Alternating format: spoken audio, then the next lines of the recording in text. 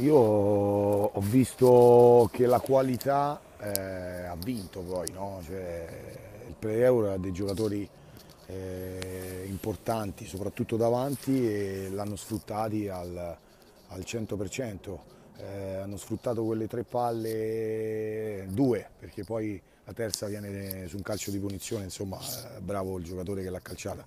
Io credo che abbiamo giocato alla pari con una grande squadra e forse per 60-65 minuti noi siamo stati in partita bene, forse più degli altri. Poi la qualità è uscita fuori. Noi questo purtroppo ci manca come qualità dei giocatori che abbiamo fuori, che sono giocatori troppo importanti. Questa non è qualcuno la pensa sempre come sia una scusante, non è una scusante avere fuori i Vittorini, i Ferrari, giocatori che in questa categoria fanno differenza come Babbucci, come Barile.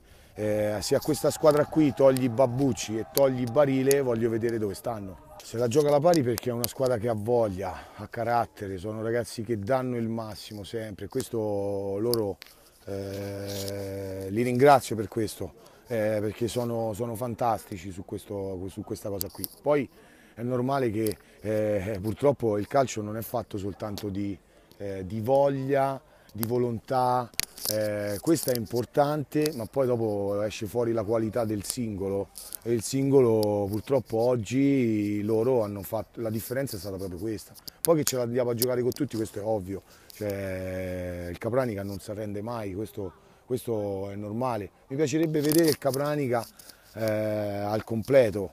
Purtroppo ancora oggi non ce l'abbiamo questa cosa, finirà e speriamo di farla finire presto e poi vediamo.